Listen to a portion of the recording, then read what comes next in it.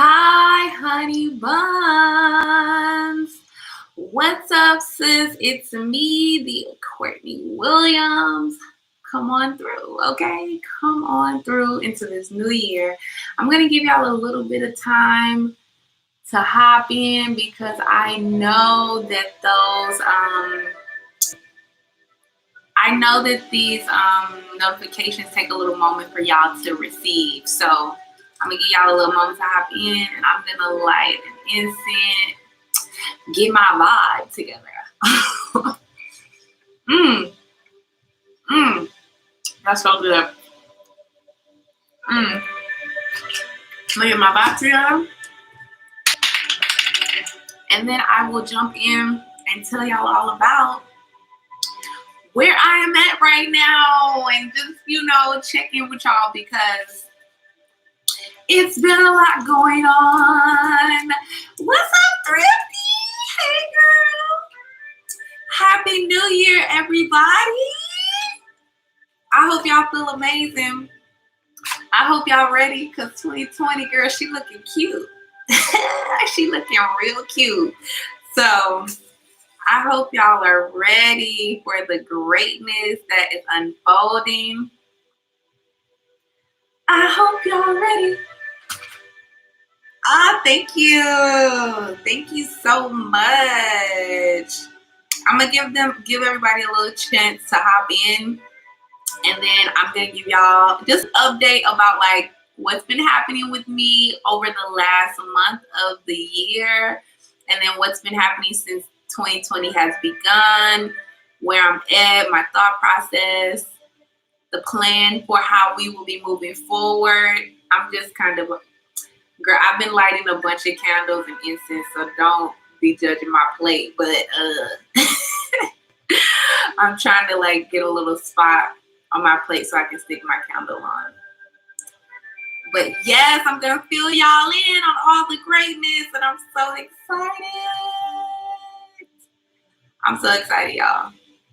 I'm super hyped. I'm feeling great. I've been doing the work. Okay? Period. And when you've been doing the work, you know the rewards are coming. So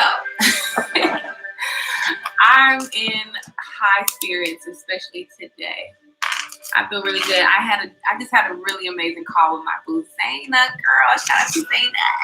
I love me some her.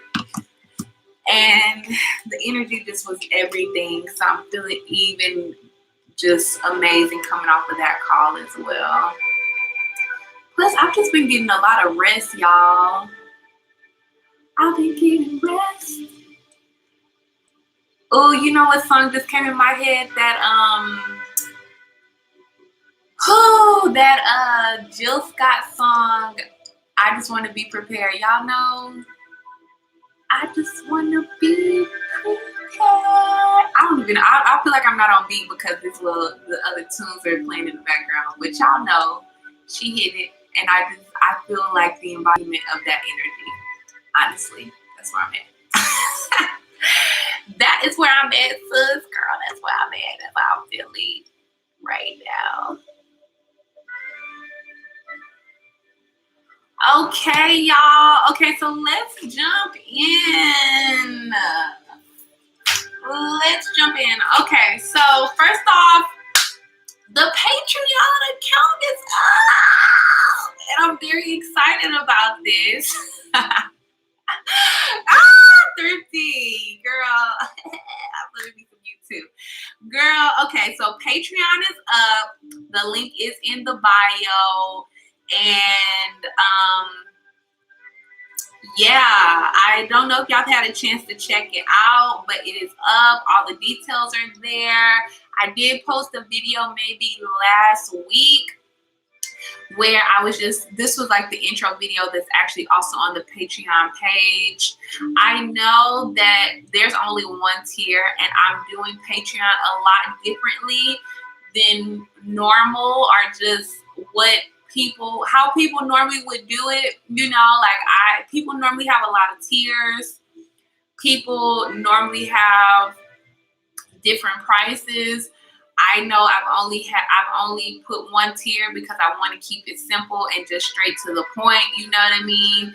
And just with how I'm living in the virtual realm, I just felt like I don't want to set myself up for failure to not be able to give what I'm stating that I'm going to give in terms of benefits and things like that. So just to keep it simple, I'm like, let's put everything under one umbrella. This is what it is.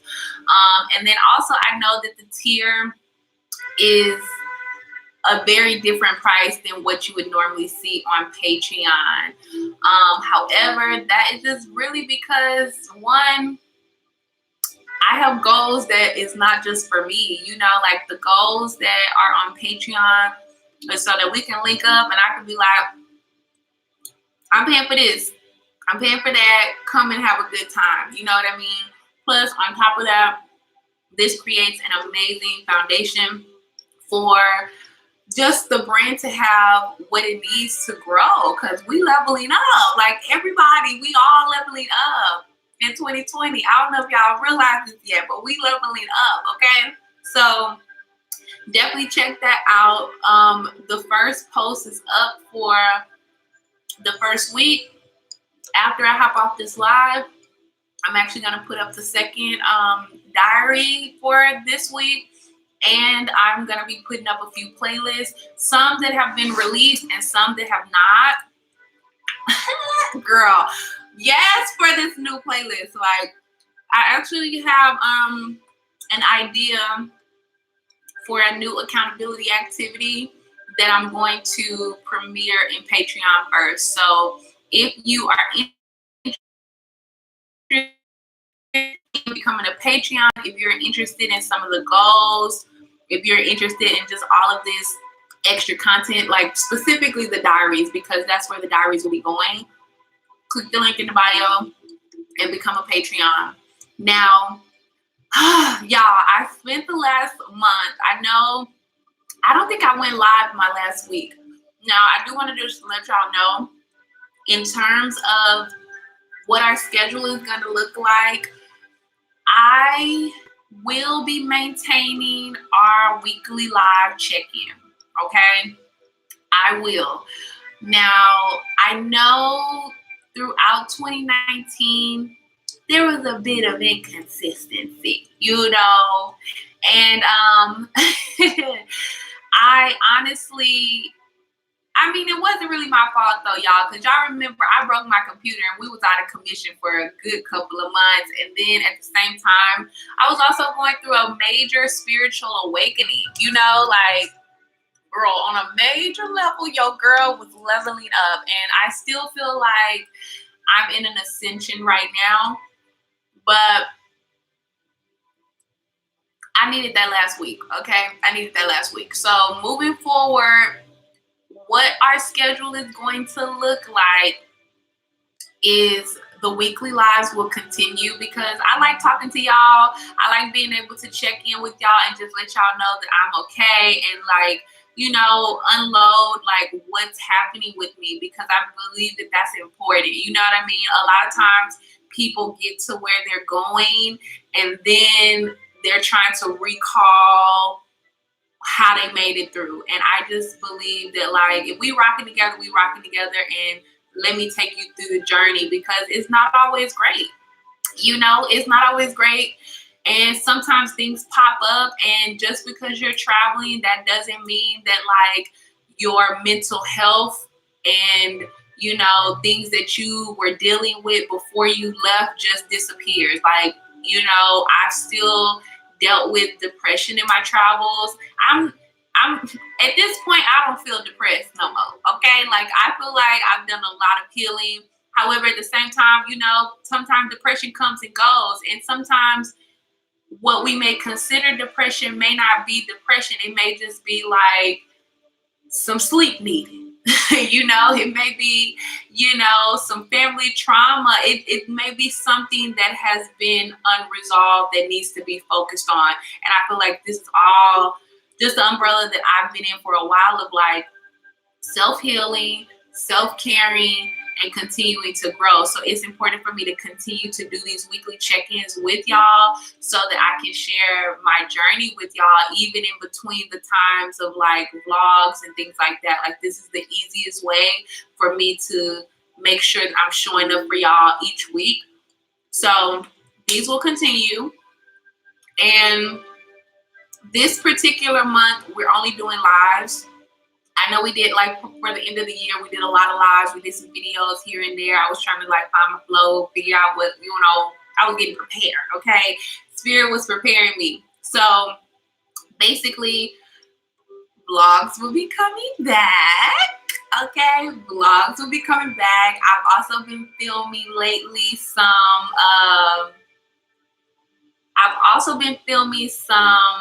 haul videos recently, and I know you all are really curious. Oh, hey Omar, what's up? Y'all are really hyped today, okay? Can y'all tell that like 2020 looks good on me? Can y'all tell that 2020 about to give me everything that I desire and then some? Can y'all tell? Oh my, I'm actually in Bangkok right now. I know if y'all look on my Instagram, I normally have my details on there, but I decided to go off the grid a little bit. But because y'all my family, I'm gonna let y'all know. So I'm in Bangkok. I did just do a visa run. I went to Cambodia. I'm also doing a video about that because these little oranges are so good. These are my favorite. So I'm doing a video about that as well because I'm sure that's something that y'all want to know. Especially when, doing visa runs, how you can do a visa run, the best way to do it, the prices and all that kind of stuff. Like, I want to make sure that in 2020, I am giving y'all these check-ins so that you can have a realistic view of what long-term travel looks like. I want to make sure that I'm giving y'all informational, educational content that like helps you prepare for your own travels. You know what I mean? Like, specifically when it comes to visas, when it comes to accommodations, when it comes to getting like Sims, when it comes to like finding where to eat, where to go party, where to go teach, like, living your life, because I think it's a lot of misconceptions with what long-term travel looks like. You know what I mean? And it looks different for everybody, but I think a lot of people forget that yes, travel is a luxury, you know what I mean? Being able to travel is a luxury, but it's not impossible. And at the same time, traveling long-term does not eliminate everyday life, and things that come with everyday life. So all of that, and then everything, I'm gonna go ahead and put this into the universe. Every single thing that y'all have not seen yet, because honey, there's a lot that you have not seen that I have filmed. All of that's going to be edited this year. Everything is about to be edited and dropping this year, period. Okay? Thank you, Omar. Oh, said nice looking, beautiful queen. Thank you. Emily, hey, it's good to see you, pretty lady. How are you doing? I'm doing great. Girl, I feel good as hell. Okay? I feel good as hell. I've been doing the work, okay? Like, real shit, y'all. I've been doing the work. I've been getting prepared. I'm so hyped. Y'all, like, really, it has not been easy because I believe spiritual work, especially when you're doing soul work, it takes a bit out of you. You know what I mean? But we're going to get into it all of, like, what actual work I've been doing. Especially with these perspective shifts, because specifically being in Bangkok, coming back here, a lot of things have been coming to the surface and a lot of things have been cleared out. So I just feel very free and I feel very prepared, very aligned, very excited, I just feel like I'm whatever was disconnected in 2020, it just feels like I was like, what is that? I just heard a little weird sound. Whatever. Girl, I just feel good as hell, okay? I just feel good as hell. And I'm like ready to move forward. I feel hella prepared, okay? I just feel like, yes, come on through, Spirit. Thank you for bringing everything full circle, Spirit. You know, like, that is where I'm at, because legit, I feel like 2019 showed me a lot of things, honey. It showed me a lot of things, and it took me through a bunch of different things. Like, it's very interesting because I feel like in terms of money, I still ran out of money a couple of times in 2019. However, it was different because my faith in spirit was different. You know, like, I was connected to spirit, and I'm still connected. So I don't want to say it in the past tense. Like, I feel aligned and connected to spirit, and just the level of communication between myself and spirit was profound. And just like, you know, those awakenings that I was having, specifically, y'all remember I'm not gonna say that was my first awakening, but I had a very big awakening spiritually in Brazil, and it just kept building and building and building and building. And baby, girl, it a lot of work has happened, a lot of spiritual work. So yeah, I'm excited. I'm excited because you just know, like, when you know that, like, spirit rocking with you, and you rocking with spirit, and you 10 toes down for yourself, and you just like, we in this shit, we in it. You know what I mean? It just feels like, I know the reward is coming. You know what I mean? Like, I know.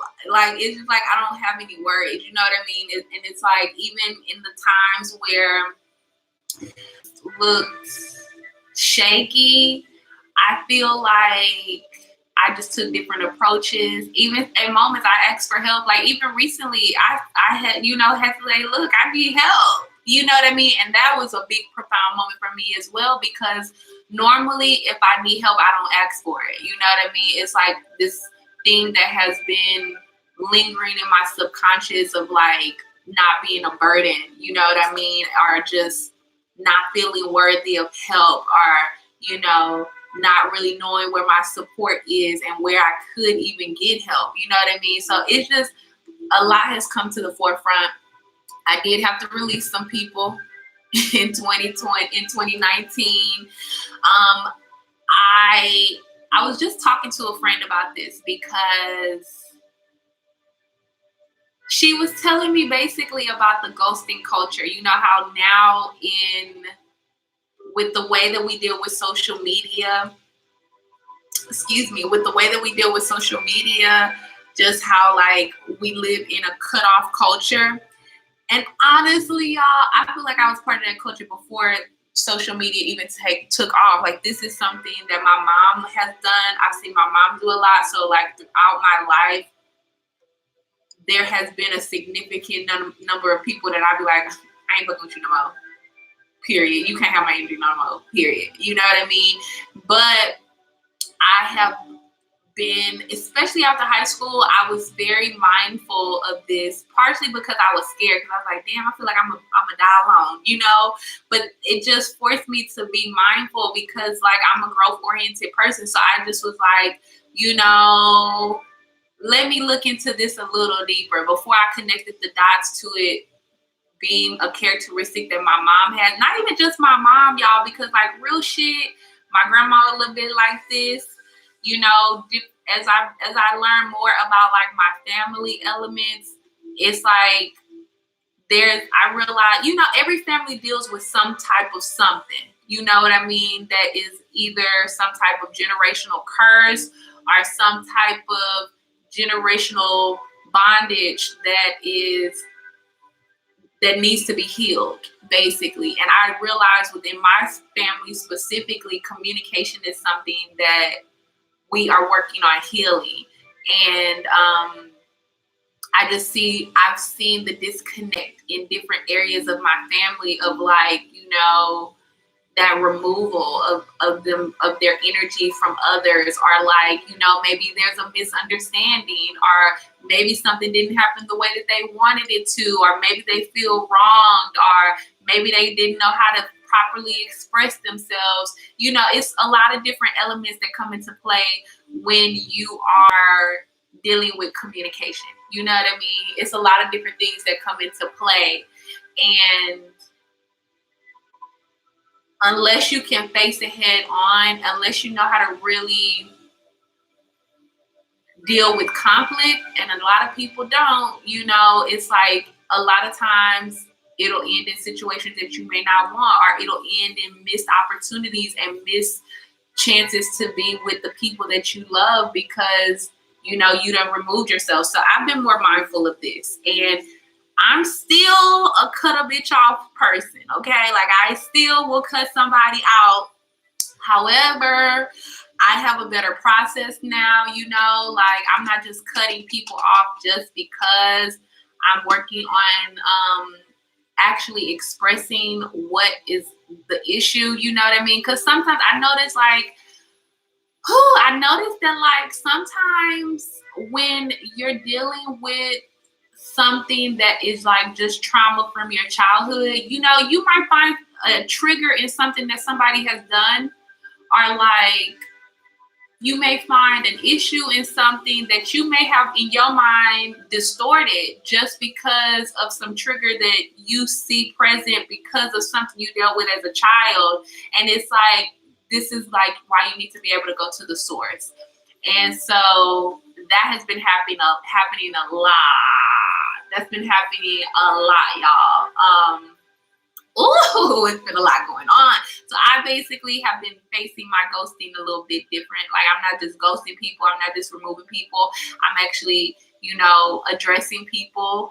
I'm telling people in the moment, like, that bothered me. I don't like that. Let's not let that happen again, you know, or, you know, I'm just expressing myself in the moment. And even sometimes, because like I do honor the fact that not everybody is in that type of communication. So I don't put a time limit on how long it may take me to process something. Cause like sometimes I need to take a moment to think, you know, like not everybody is quick wit in the sense of like they can quickly say how they feel, or they can quickly, you know, some people who always got a little comeback or whatever. And no matter what you say, it's like they got something, a little rebuttal instead of just listening. And even it's like, even if it's like that wasn't your intention, just saying like, oh, my bad, I didn't know that bothered you. I will be mindful to make sure I don't do that again. You know what I mean? So sometimes in the process of communication, I need a little moment to step back and think and really feel like, have a moment to think about like, am I tripping? How do I really feel about this? Is this some shit that I'm blowing out of proportion? You know, does this have something to do with my childhood? You know, so I also honor the time that it takes to communicate as well, because I do realize sometimes people be like, why it took you so long to tell me, which is understandable. But at the same time, it's like, if it take me a minute, it took me a minute. You know, we're all practicing in this life. I love that new song by Toby. I can't pronounce his last name, but he's from Houston and he dope, and he be traveling with his wife and his kids and his family and all of them, and they be great. So yes, Thrifty said, I'm loving your energy. Thank you, love. Girl, I'm telling y'all, I'm hyped. Okay. Omar, happy to see you still pushing on. I've been subscribed to your channel over 3 years now. Come on through for the Vietnam. Yes, for the Vietnam days. Oh my God. We got a lot of videos from Vietnam that y'all didn't see. I didn't even think I told y'all I took a motorbike trip from Hanoi to Da Nang. Then I put my bike on the train, and this was when I moved to Ho Chi Minh. That video is coming. I'm so excited to share that with y'all too. It's a lot y'all gotta see.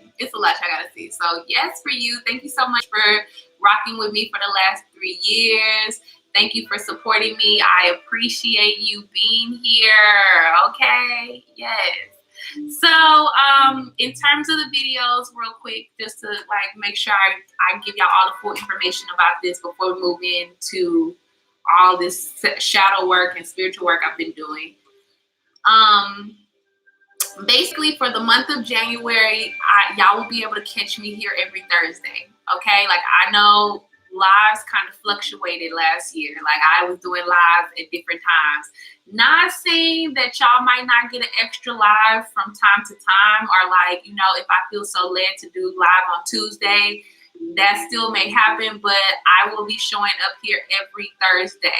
Okay. I'm not going to say it's going to be Thursday morning, because honestly, it seems like Thursday evenings work a little bit better for me. But like, if y'all have any specific times that y'all like, look, try to go live in the morning on Thursday, you know, just drop it in any comment. I see all the messages, okay? I see all the comments and all the messages, and a good 90% I'll be able to respond to. Like, this month I haven't really been responding because I've been on a detox. So this is how I started the new year. Basically, the end of year, I was in hermit mode. I was going within. I was listening to my thought processes and things. Oh, wow. Thank you. One time for you. Thank you for the support. Thank you. I appreciate you. And you have a blessed weekend too. So yeah, I've been in hermit mode. Like the end of the year, I was in hermit mode because I came to Bangkok and Spirit was like, sit your ass down. We got some last few things that we need to clear up so that you are fully prepared for everything that's coming in for 2020. And then when 2020 began, I was fasting. So the first 7 days of the year, I was fasting.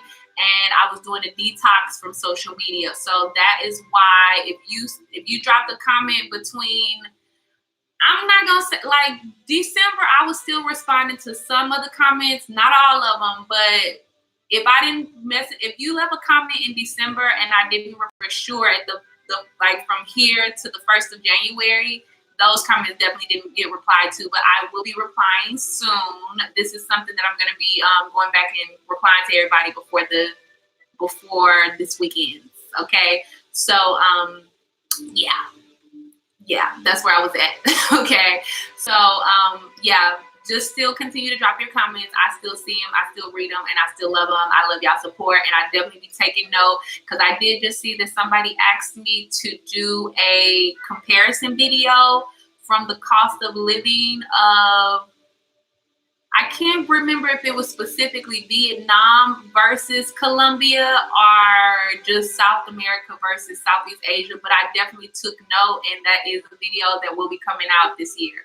So yeah, I see them all. So continue. I love y'all so much. Thank you so much. Okay, so lives will be designated to Thursday. Okay, so y'all will be able to catch me on a live every Thursday. We'll do a weekly check-in, and we'll talk about whatever comes to my spirit of like whatever I'm working on in terms of spiritually healing, brand development, all of that, just all the things. And then obviously we can talk and chit chat. Y'all can ask me any questions on live and we can go from there. Okay. Also, I'm back into my flow of editing. Okay. And I've been filming some new things. So basically, I know for sure there's going to be 2 videos a week coming in February. So this month is only going to be lives once a week. February, there's going to be an edited video and there's going to be a live. And I'm just not going to commit to anything else until we let that consistency roll. Okay. But I have a bunch of ideas for a bunch of other things, but we got to start piece by piece, okay, and build from there. But the vlogs will definitely be coming back. And I did this really dope video while I was in South Korea where I finally was able to try the Korean face mask, not Korean face mask, the Korean skincare products. So that's going to be coming out in February. It's a couple of dope videos that are coming in February. So be on the lookout for that. If you're not subscribed, you're watching the replay, go ahead and subscribe. Make sure you have the bell notified so that you can get, the deets when they drop. I'm trying to think what else. yeah, basically I'm coming back on all the platforms, right? So if you're not following me, I'm at the Courtney Williams everywhere, right? So I'm on Instagram, I'm on Facebook. Y'all, I'm now on Twitter. I'm now on Twitter, y'all. I've been on Twitter for a little bit. I actually been like low key on Twitter. Like I ain't tell y'all I was on Twitter, but I was on Twitter, doing a little 1 or 2. So I'm on Twitter now. The link to my Twitter is in my bio on Instagram. So if you want to follow me on Twitter and add me something, go ahead and make that happen. Yeah, it's just greatness coming. Like, girl, I'm ready to kick some ass and make some shit shake. Okay. Plus the Patreon is up. And like really, if y'all ain't seen these goals, y'all, we about to have fun in 2020, okay? My Instagram is at the Courtney Williams. Thank you, Emily. What's up, Robert? And hey, Dennis guy. Yeah, so I'm really, really, really, really, really excited. Everything is like coming full circle. I feel like so much peace. I needed all of those spiritual awakenings. I needed that healing. I needed a moment to really go within. Okay, so now that that's out the way, let's talk about what was popping up at the end of the year. So y'all know I came to Thailand. I went into hermit mode, and honestly, y'all, it was some thought processes that came up. Y'all know I was telling y'all initially I had some fear about releasing the Patreon. So this is a big ass thing because I've been sitting on this Patreon for like all of 2019. And it was like moments. It's like I had the idea and then I had started building it, and then I kind of had stopped building it, even though I knew what I needed to do to finish it. And I was unpacking that when I first got to Bangkok. I was like, damn, what is going on, Courtney? Like, what is happening? Why are you not, like, I was just, having some conversations with myself, because I think that's important. Like, you got to talk to yourself and see what's up with you. Sometimes you might need to do a higher self meditation to see what's up with you. And you must start to build a relationship with your inner child, like, especially if you have a lot of trauma from your childhood, because your inner child will be acting the fuck out in adulthood if you neglect them. And so a lot of times that's taking place as well. So I literally have been doing all of that. So like I have activities, like my little one actually likes to color. So I do a lot of adult coloring books and stuff like that. And a lot of times I get a lot of messages where she'll be talking to me, or we'll be talking, we be having a little conversation. Okay. So it ain't crazy to talk to yourself. You need those moments. You know what I mean? Like, this is the most important relationship that you have in life is the one with yourself. And it's the longest relationship that you're going to have. Okay. Emily, are you teaching online? Girl, no. I'm not. I'm not teaching online anymore.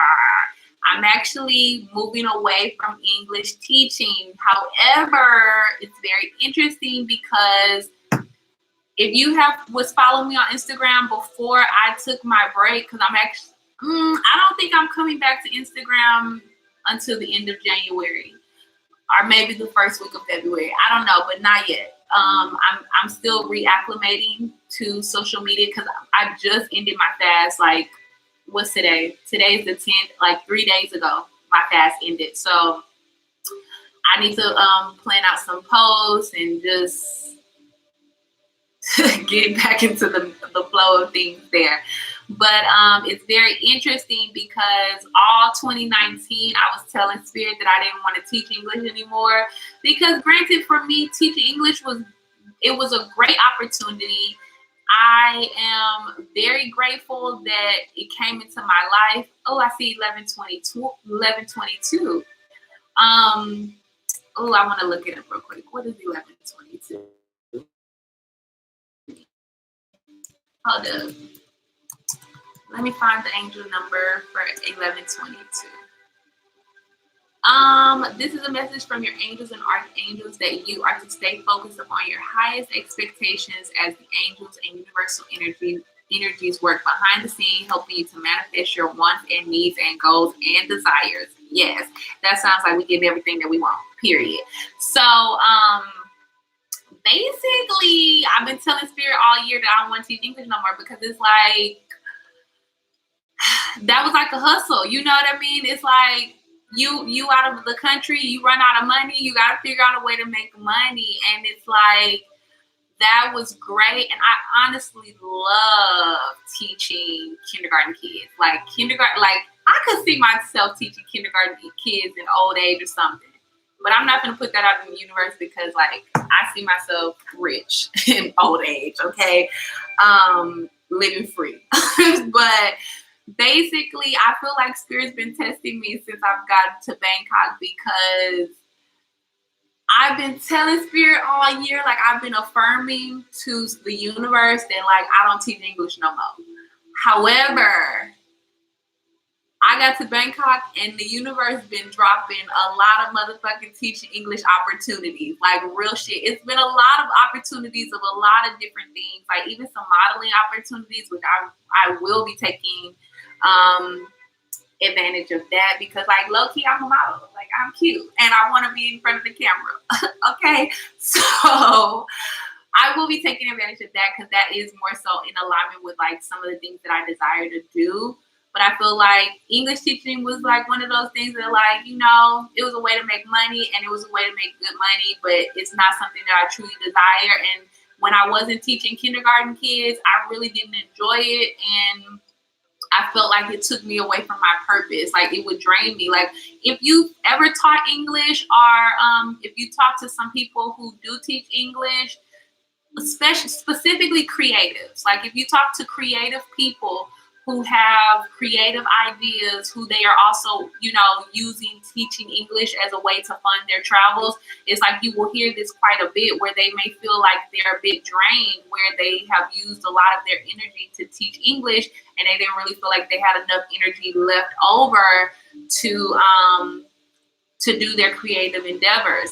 And I just am really clear at this point of, like, what I'm supposed to be doing on this earth and what my purpose is. And I just want to walk wholeheartedly in that. Like, it ain't no more time to waste. Like, it's no more time to waste doing anything that doesn't serve my highest divine good, period. So I've been affirming that all year, that I don't teach English no more.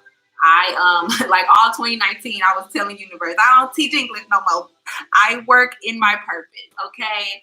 I make enough to support myself in my purpose, even before it actually began to happen. And it's very interesting because I got to Thailand and I feel like Spirit was, like, testing me because, like, legit, y'all, I stayed in Old Nook. So I was in one area that was a new area. I didn't really like the area, but I liked the accommodations. Then I moved back to Old Nook area, which is a neighborhood that I really like. It's just, it has a lot of great benefits over there. It's quiet. It's close to the trains, like easy transportation everywhere. So, Robert, thanks. Robert said you rocking that hair. Thank you. I actually need a haircut. I was looking for a barber. I think I found a barber here in Bangkok, so I'm probably gonna get it cut this week or maybe. We'll see.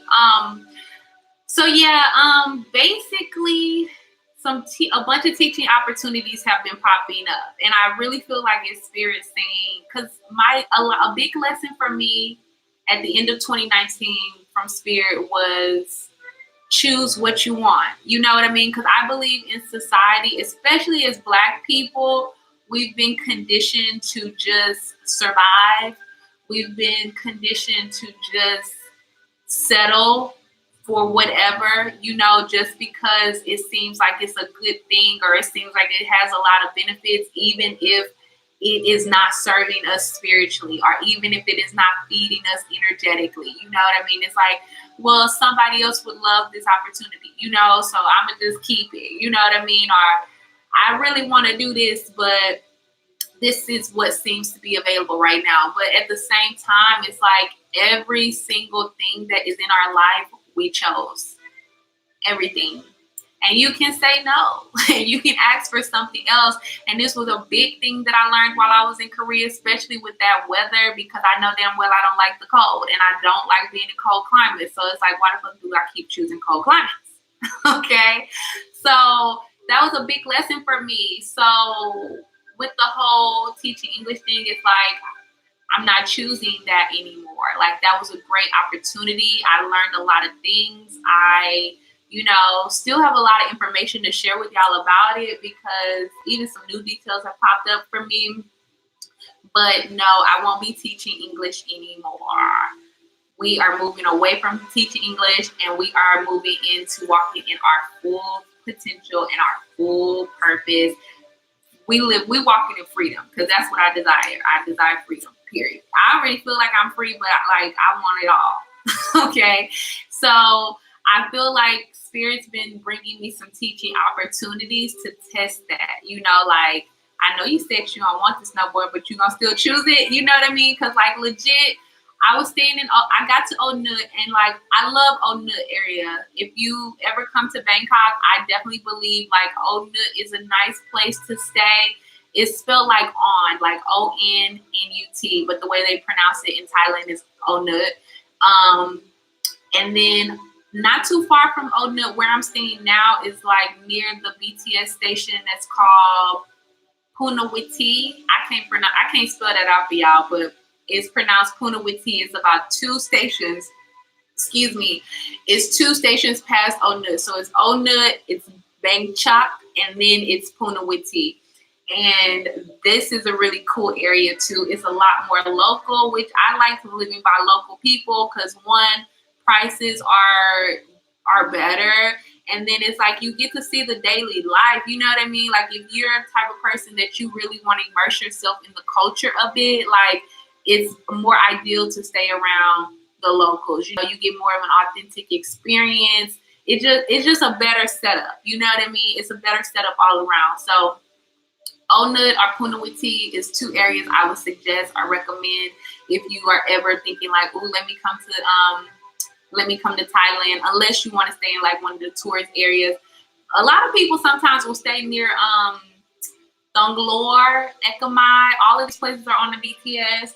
And then some people will stay in Siam. Siam is like the money district. People with a lot of, like, the rich Thai people stay in that area. It's like central Thailand.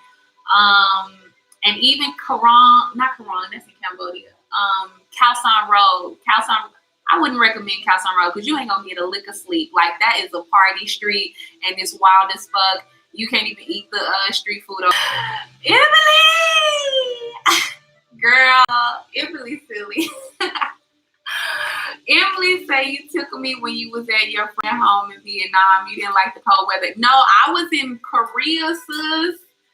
And I definitely, girl, I was not fucking with that cold ass. Like, girl, it wasn't even like regular cold. Like,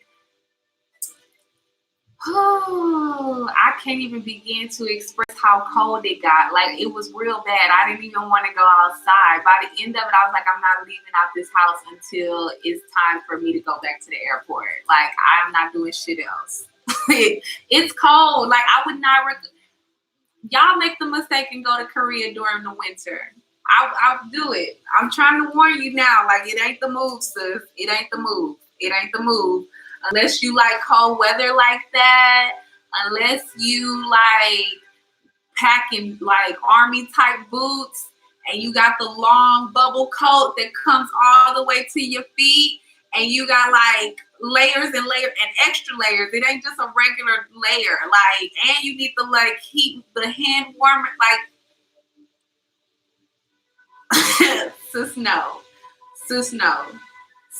I'm trying to tell you, the best time that you should go to Korea is gonna be in the fall. That's when a lot of fall festivals happen. It's not too cold during that time. It's nice weather. Go during the fall. Like, if you're going past October, because I got there the weekend of Halloween. But if you're going past that, like, I literally it was comfortably cold for me for a good 2 weeks. After that, by that 3rd week, baby, temperatures started dropping. dropping. Okay, they was dropping heavily. And I was like, I thought I was prepared, but I'm not. What is this? Like, girl, like I was telling Lisa that I just was having a conversation with her because we needed to clear some things out. And I was just expressing that I was having some regret had popped up, but at the same time, I believe everything happens for a reason. So I needed to learn that lesson of like, you choosing shit you don't want. Why are you choosing shit you don't want?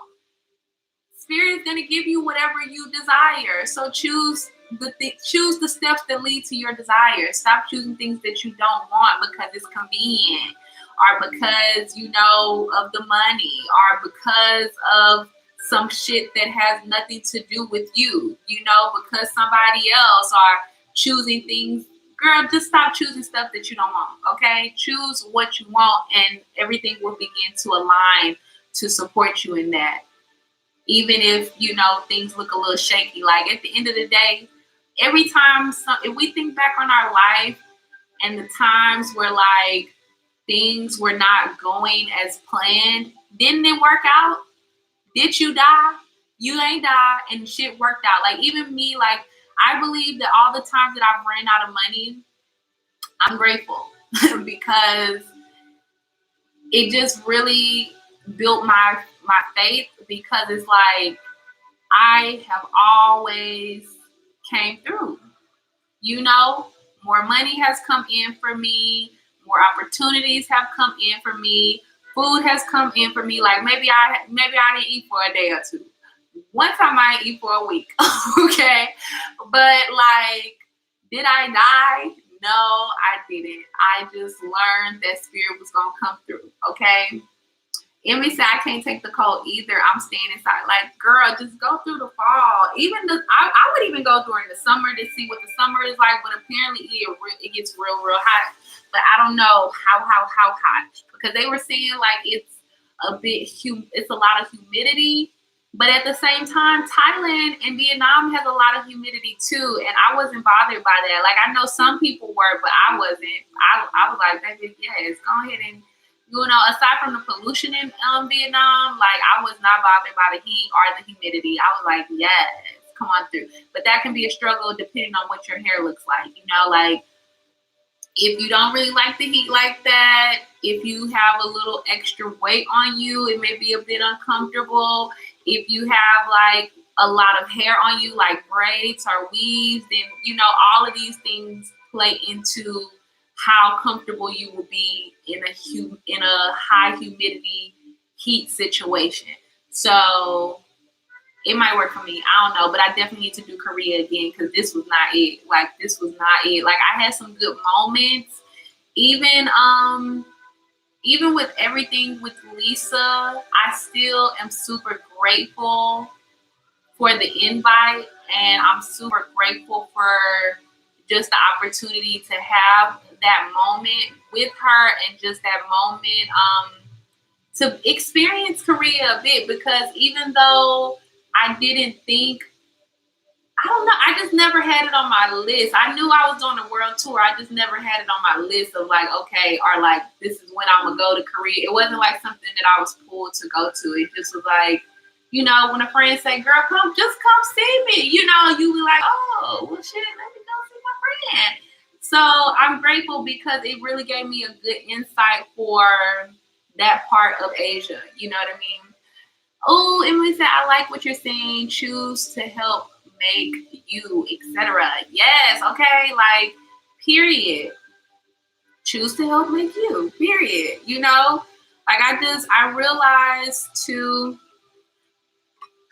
y'all, it's a lot of things been popping up for me, because even too, like, I just realized like how I grew up, about like, like, I grew up in CPS, so having money was always a thing of,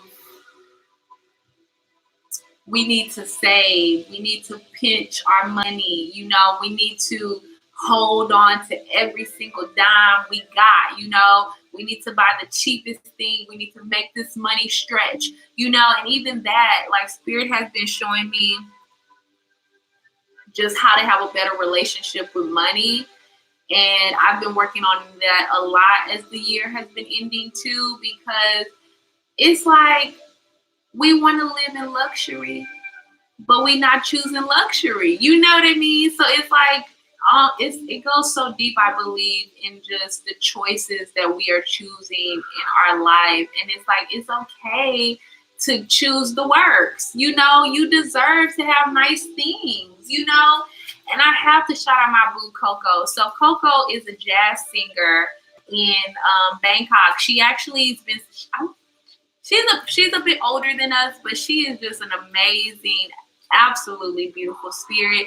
And she sings jazz. Y'all just follow me on Instagram, because once I come back to Instagram, I believe at the end of January, I had a few moments with her so far since I've been in Bangkok. So I'll be tagging her if y'all curious about who she is and y'all want to see what her journey is like as well, because she's a jazz singer and she stays at some of the most amazing places. Like, girl, she's also a singing coach. So if you are a singer already, she doesn't teach people how to sing, but she teaches singers how to make a living abroad, like how to find the connections, how to find the job opportunities, how to, you know, position themselves and things like that. And she's helped a lot of singers get to places where they can create this like stable lifestyles for themselves. And literally when I met Coco, y'all, so she sings a lot at different hotels, but not just in Thailand. I met her 2 years ago. I was getting my hair braided at this shop, and y'all know I'm friendly, so I'll be talking to anybody if I'm in the mood to make friends, right? So I went to this hair shop randomly because the shop that I would normally go to, they was playing games with the price, and I was like, you know what? Since y'all want to play, I'm gonna go around and see what everybody else charging. And then I ended up going to a place that I would never go, like, not because they were bad, it's just I had never been there to get my hair done, but the price was right, so I was like, I'm gonna go over there and get my hair done. She was the only other Black girl up in there. And we just started talking. And from there, we've been connected ever since. And this is like, I want to say we linked up. The first time we linked up was a little bit after that. And then I hadn't seen her for a while because I had left Thailand after that. And so this is the first time I've seen her in like 2 years. And girl, like when I first went to see her sing, because she sings jazz, and she sang in like Korea, in Japan, in China. Like, she's a traveling singer, so she travels to different places.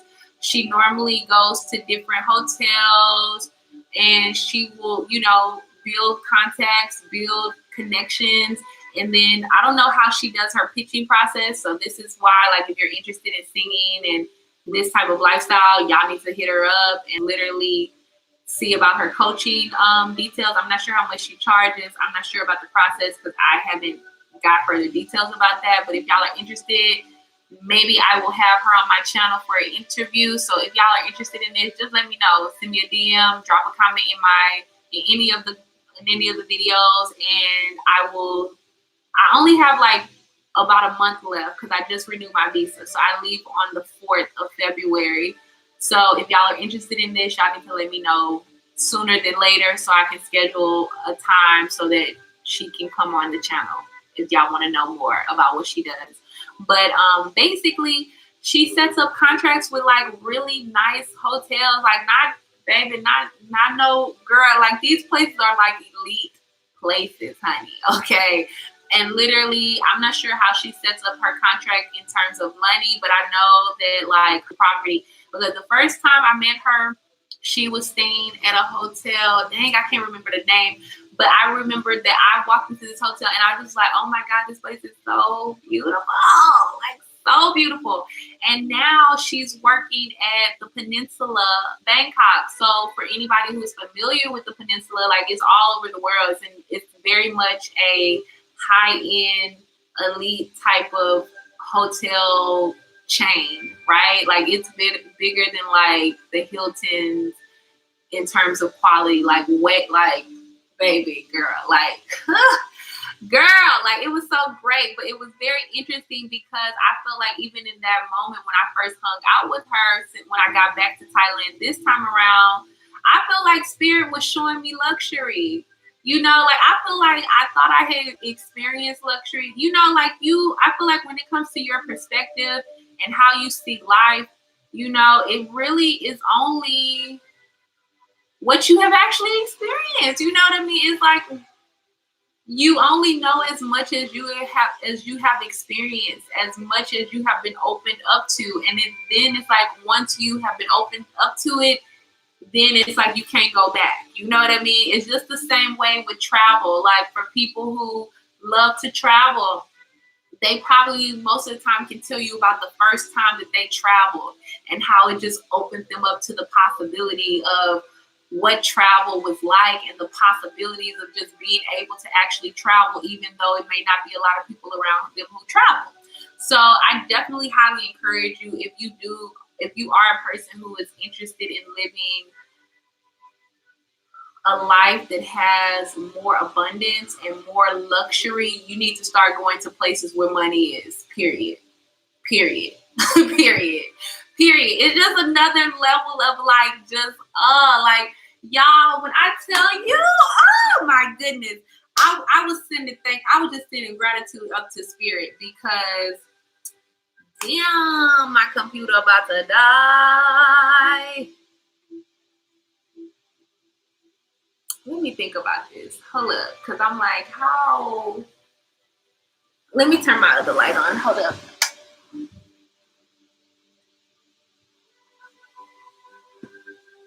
Hold on a second.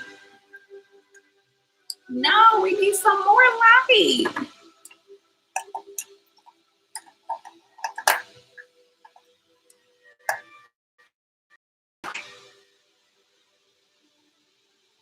Hold on, y'all. Oh, yeah.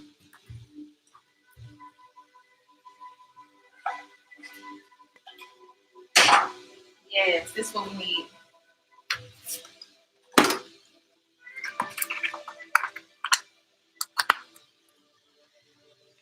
Oh, is that what we need?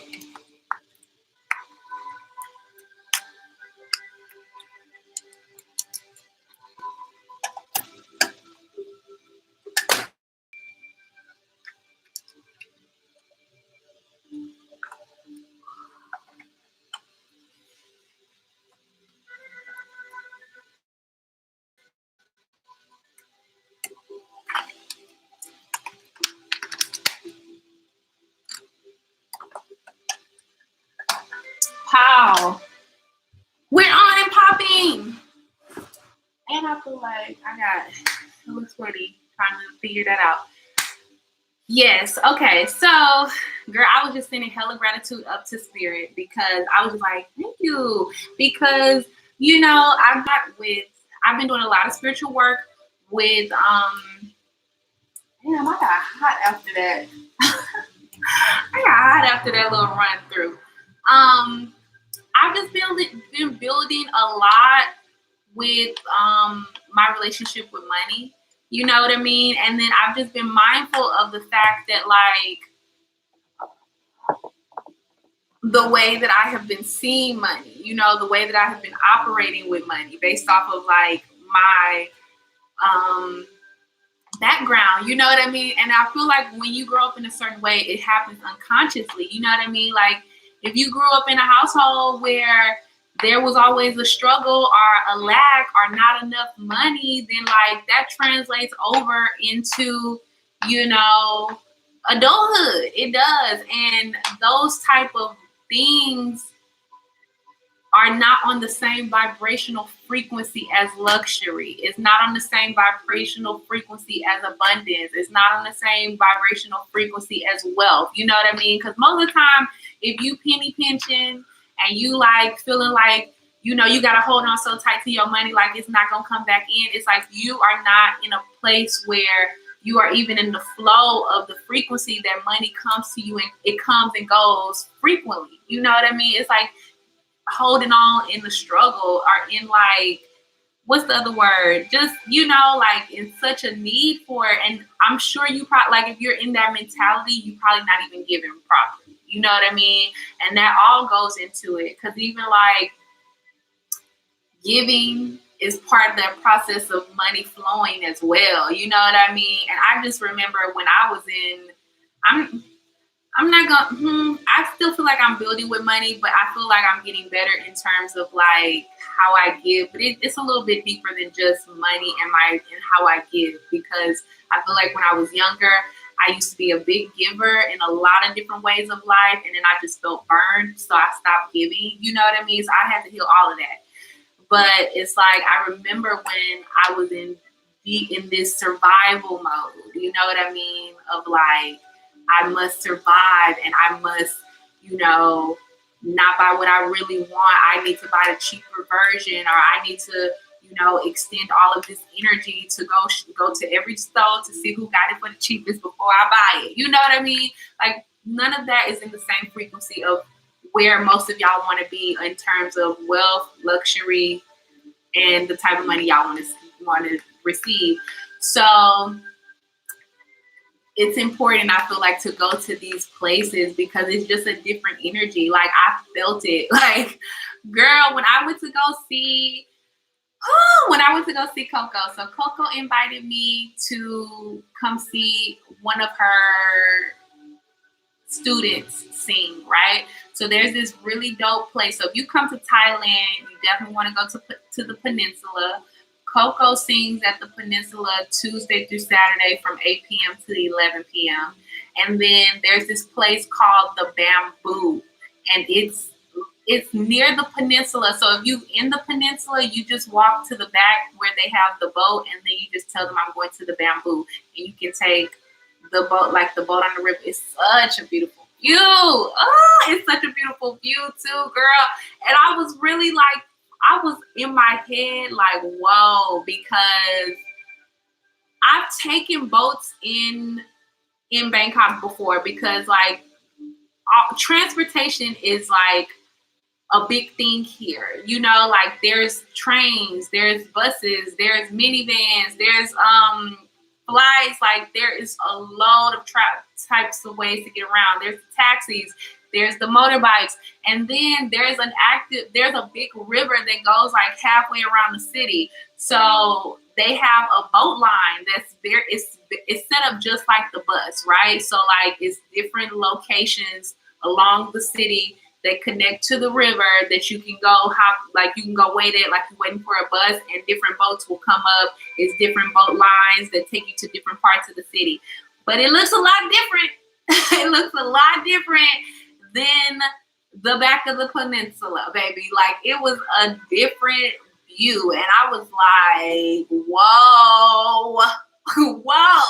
I just was like, yeah, Spirit, thank you for giving me this opportunity, because it's like, until you step into luxurious settings, you don't know the energy. You don't. And if you don't know the energy, how can you bring this energy into your life? How can you create more of this energy so that you can be on that same level of energetic frequency, so you can bring more of this energy to you? You know what I mean? Bringing that type of abundance to you. You need to first know what it feels like, okay?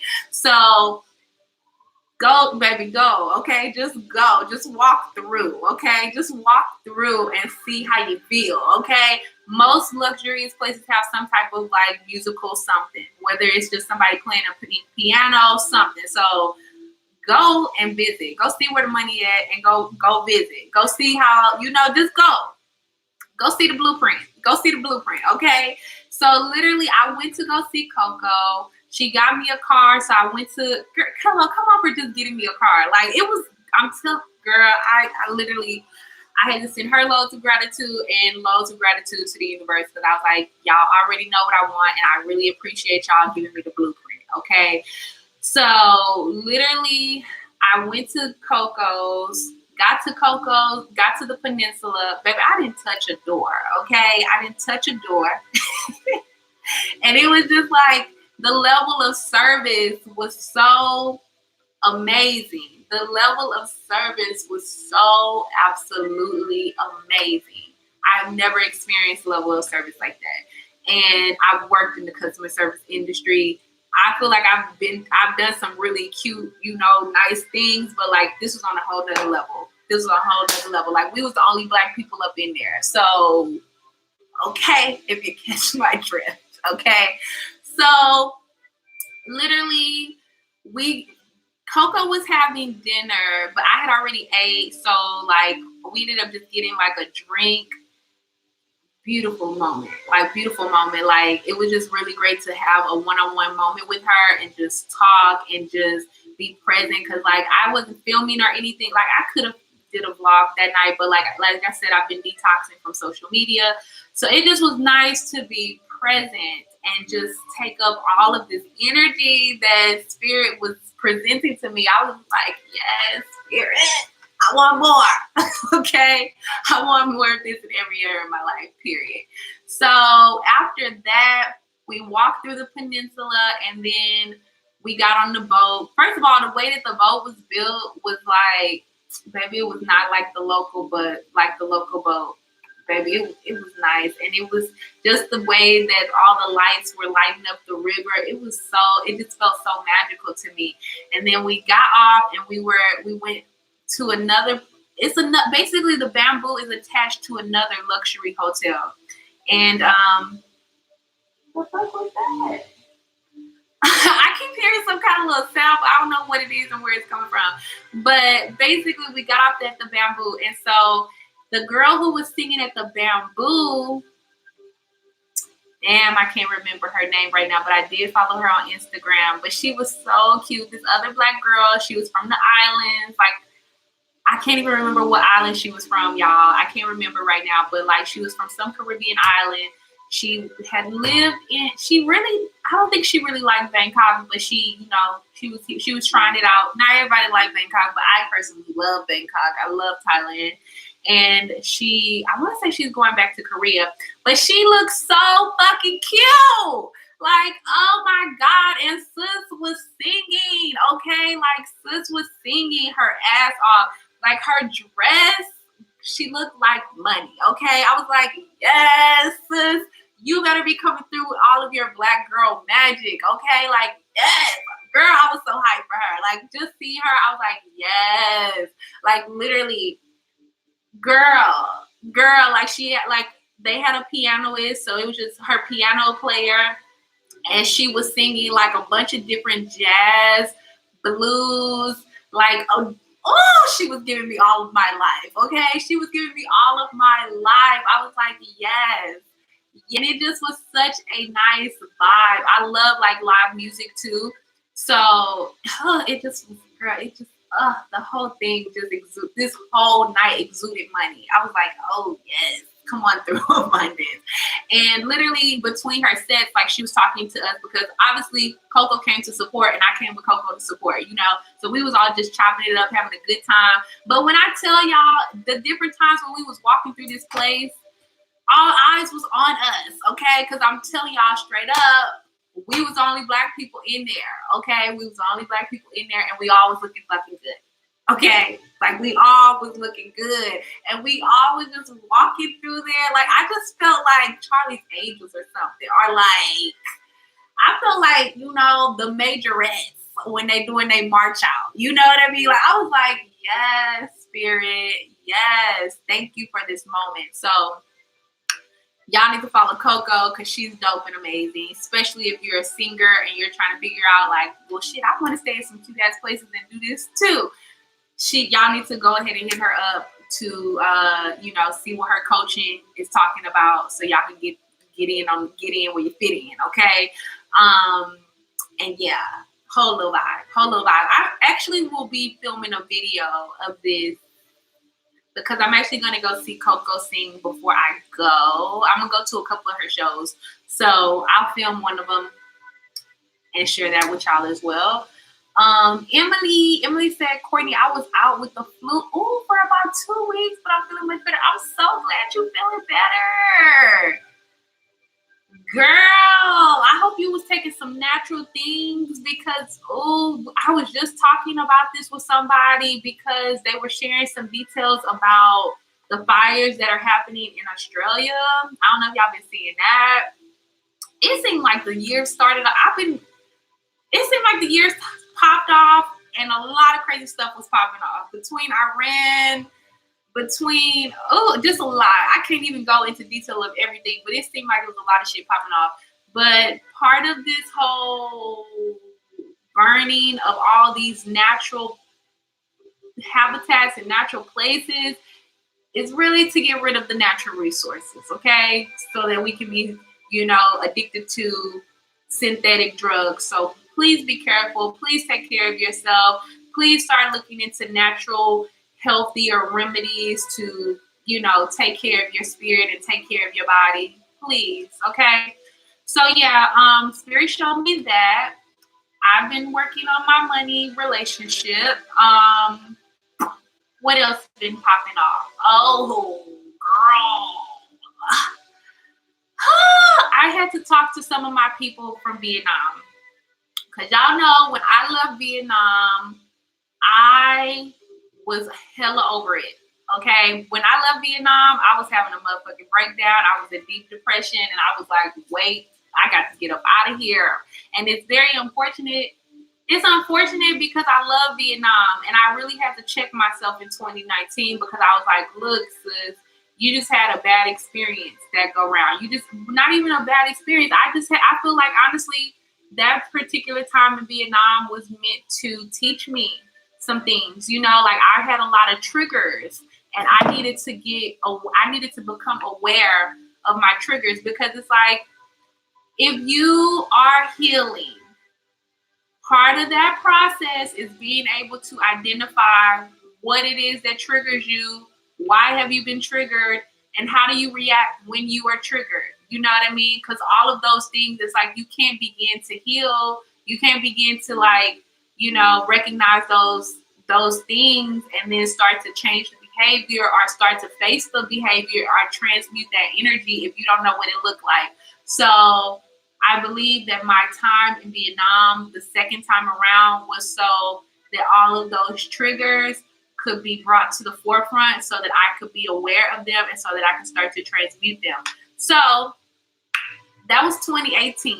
2019, I was facing the triggers. You know what I mean? I was facing the healing. I was like, baby, I was in hermit mode a couple of times in 2019 during, it was a lot of spiritual things happening. And basically, recently, I reached out to some of my connections from Vietnam because, like, real shit, I had a moment where I realized that I was being triggered in a lot of different ways, and some people just got grouped with everybody because I definitely believe that there was some things with some people that I felt like was just like them draining my energy. Like I felt like it was a lot of energy vampires, but at the same time, I feel like, some people who were really good friends to me, they did some things that just triggered me that wasn't necessarily their fault, but it was like, some stuff that was like connected to childhood in different ways. And it's like, okay, now that I've processed this, now that I've healed a bit, I realized I threw that shit out of proportion. I realized that I could have communicated in a better way. I realized the lesson in this, and I realized that, like, I just want to clear the air. So, like, literally the last 2 weeks, I've been reaching out to a few of my connections in various parts of Vietnam or people who I met while I was in Vietnam. Not everybody, because a lot of motherfuckers I ain't fucking with no more, period. I'm like, but it was a good handful that I felt like either I owed an apology because I remember I was telling y'all about, I remember specifically I was telling y'all about that one friend who was doing drugs with the kids, and it was just like a lot. But then after I thought about it, I was like, you know what? I never told her that I had a problem with this, or I never told her that I felt like she was putting me in danger. You know what I mean? And I felt like she didn't deserve that. Like, after I thought about it more, I was like, you know what? Let me reach out to her. So I reached out to her. I apologized. Like, she didn't even know what the fuck I was talking about because she didn't watch that particular video. But I felt like whether you know what I'm talking about or not, I still want to take the moment to acknowledge it. And I just want to tell you I'm sorry, because at the same time, like, I realize how I'm growing in my communication. And I realized that even while I was in Brazil, I had to work on my throat chakra a lot, because I realized how much I have been struggling to express myself. You know what I mean? And it goes back to childhood, because I remember, like, in childhood, like, I would go mute sometimes, or like I wouldn't be heard, or like if I said something, people would not, like my mom or my family, they would not believe me, or they would try to say that it's something else, or like whenever I would try to express myself, what I was saying was not understood, it was not heard, it was misconstrued, it was distorted, and that has translated over. So I still believe in using this platform as a way to express myself and share my story. But at the same time, I realize, I also need to face it head on directly with the person of like, look, you did this, and that don't make me feel safe, or that's problematic for me. I don't that bothers me. You know what I mean? I feel like at least people deserve that in this whole cutoff culture. You know what I mean? Because I do feel like when people get too deep in the cutoff culture, it's like, you just get mad and then you don't say anything. But part of communication is like, it ain't always going to be good. Sometimes it's going to be a conflict. You know what I mean? Like, that's okay if you have a conflict, but a conflict doesn't necessarily mean that there's a screaming match. It just may be like, this bothered me, and giving the person an opportunity to acknowledge that either they knew or they didn't know that it had bothered you, but they're going to be mindful to make sure that it doesn't happen again. Or even in some cases, like I had a friend from college that I had to cut off when I went home this last time, because I'm like, look, I'm noticing a pattern. Every time I communicate to you that there is something that has bothered me in our relationship, you never acknowledge it. You always try to turn it on me, and you get defensive, and you try to turn my words around, and that's a problem. Because as friends, you should be able to communicate. As sisters, you should be able to say, like, something bothered me, or this hurts me, or, I'm sad, or what you're doing doesn't make me feel good. You know what I mean? And if you can't do that, that's a problem. It's a problem. So literally, I've been reaching out to a bunch of different people just to base, and it's very interesting because it was like, great. I just see the circle. I just see the full circle moment in it all. I see the process, and I just see an ending of a decade. You know what I mean? I just see the lessons learned. You know what I mean? Like, I'm just, I feel so grateful. This is why I'm so hyped. My energy is so high today, because I'm just like, yes. Spirit, come on through, make it work, So it was a lot of that going on. And then, girl, I had a major epiphany, right? Because, I had a major epiphany because I realized that the way that I have been operating in female friendships, because like I make friends with anybody, really, real shit, y'all. I have no problem making friends, okay? Sometimes keeping friends is a different thing, but it's not like nobody. It's like if I don't keep a friend, it's not because somebody has decided to throw me away. You know what I mean? It's most of the, like, I'm not gonna say I ain't never been ghosted, but like 98% of the time, if I didn't keep a friend, it's because I removed myself from the friendship. You know what I mean? And in being mindful of that, and just, doing some soul work, doing some healing, talking to my inner child, because sometimes, I be talking to her and I be like, what's wrong with you? What's going on? Like y'all see, I got my coloring book. Like, we was coloring yesterday. But like, real shit, I'll be coloring and I'll be talking to her. Like, what's up, little one? What's going on? Like, what you want to say.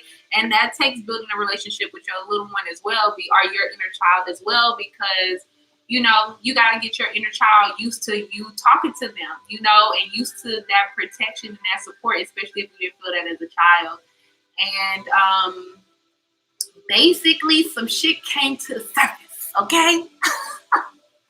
Some shit came to the surface that I did not realize in my conscious mind until literally about 3 weeks ago, y'all. Like, real shit. 3 weeks ago, I realized that my relationship with my older sister, because my family dynamics, like, yes, I grew up in CPS, but I have a whole family prior. I had a whole family prior to going into CPS. So just a little breakdown of my family structure, just in case you didn't realize. I am like one of like 6 kids, okay? And I'm the second child. So there's my older sister, then there's me, then there's my younger brother, then I have 2 younger sisters, and then I have my youngest baby brother, who I honestly real shit don't really know, because my mom had him like maybe 3 years before I left to travel. And it's complicated.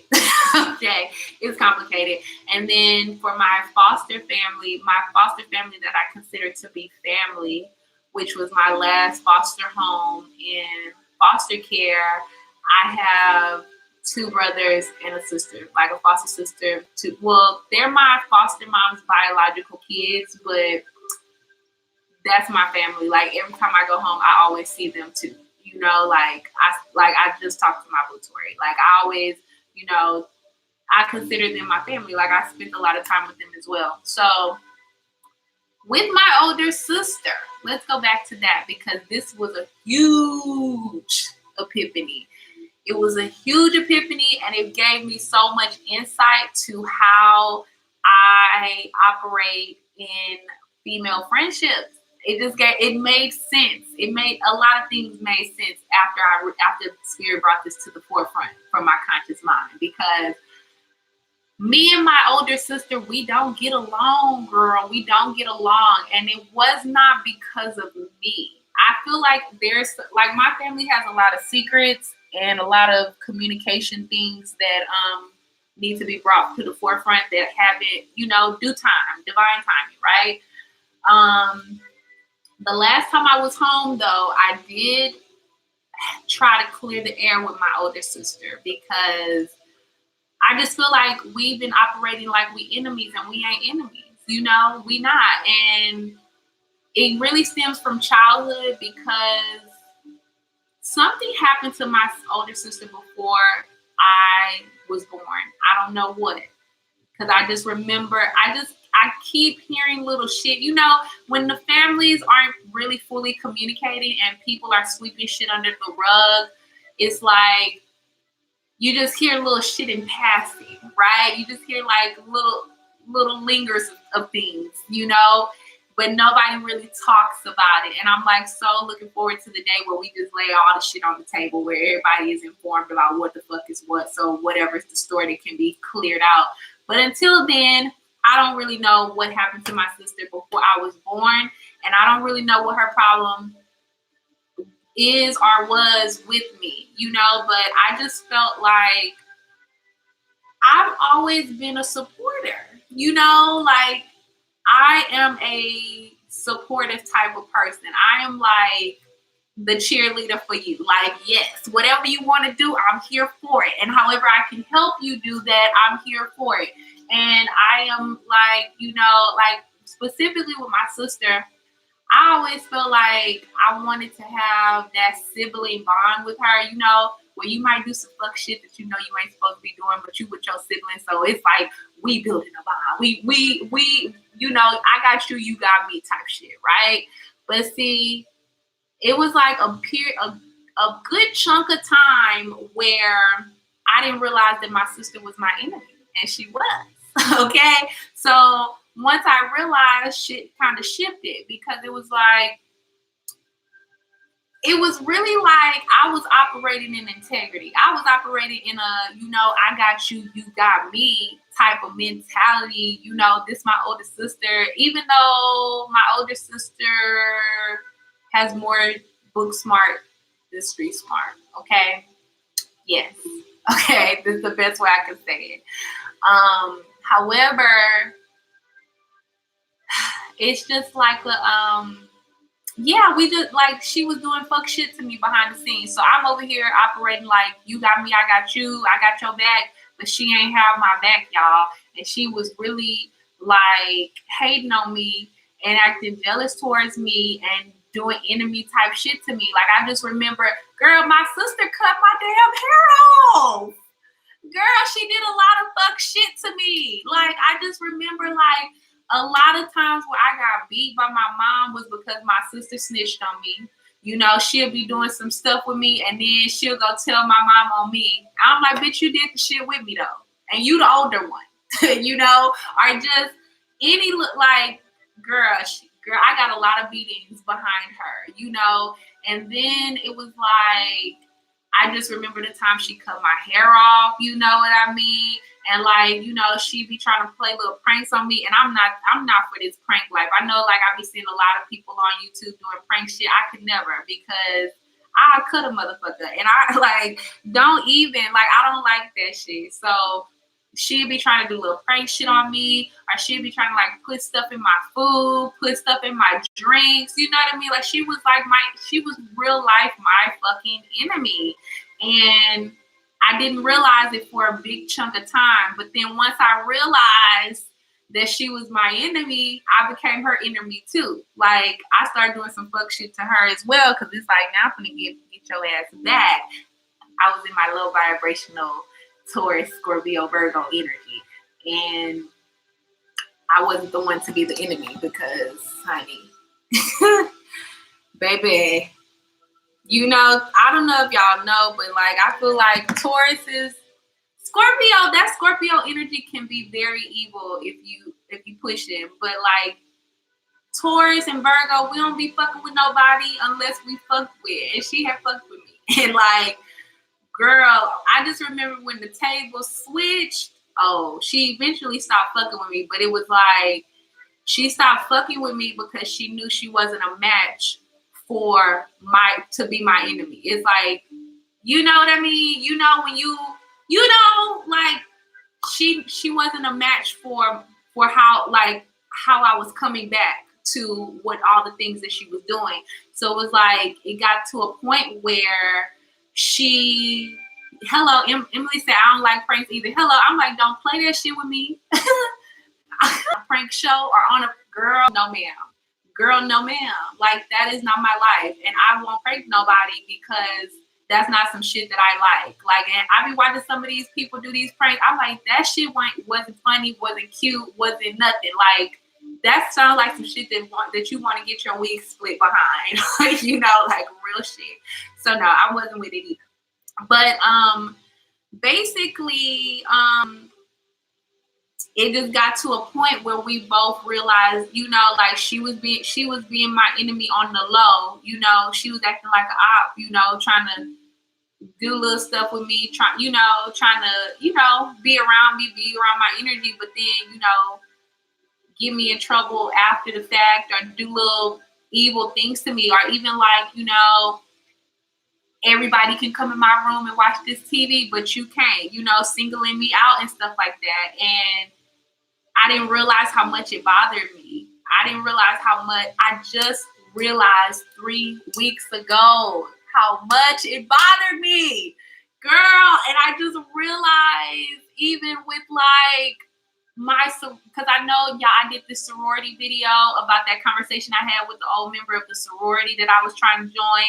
And even just thinking about my sorority experience, even thinking about my life, I just always thought that like, this whole, I want to be chose, like choose me, you know, not even on like, I feel like in some ways intimately with the significant others, but at the same time, I feel like throughout my youth, I was trying to be chose by families because I didn't feel chosen by my own family.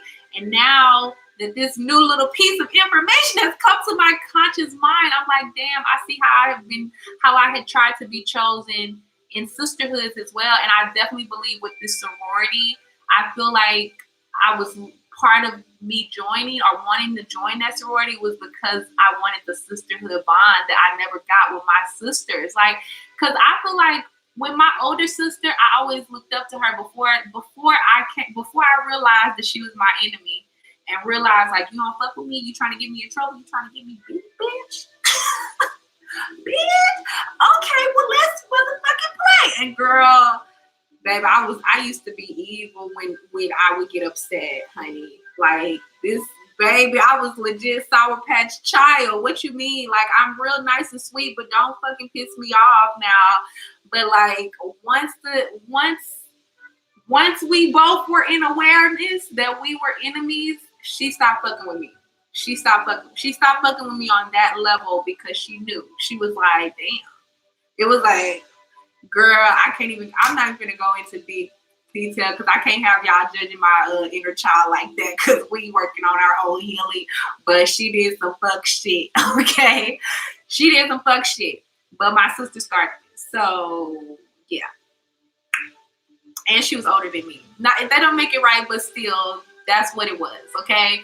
However, even after that, like once the lines were drawn and it got to a point where it was like, okay, we just ain't cool. It's like I could still see like even, you know, with my sister cutting my hair out, it was like she was doing shit like she was jealous of me, you know, and she was like, she didn't like me. She didn't. And I still don't know to this day. Like I'm curious, like, well, shit, I just realized 3 weeks ago that this was even the deal, and I realized that I was hurt by it, and I realized that, like, you know, I always wanted a sister bond with her. I always, you know, this is my older sister. Like, I feel like my younger sisters, it's a little bit different because, like, by the end of it, by the time I went to CPS, I was enemies with all my siblings. Like, it was like everybody was against me. I was the black sheep, period. Now I'm the swan, period. Okay? But, like, they wasn't fucking with me. And I'm okay with it. You know what I mean? I'm okay with it. I'm okay with it now. But, like, I just think that the relationship with my older sister was a very pivotal moment in how I saw friendships and how I saw sisterhoods. Because it's like when you have a friend, especially a female friend, it's like a sisterhood. You know, you see the correlation. And it's like my first sisterhood was with my older sister. And it's like, you know, it's like I felt like thinking about it, it's like I felt stabbed in the back.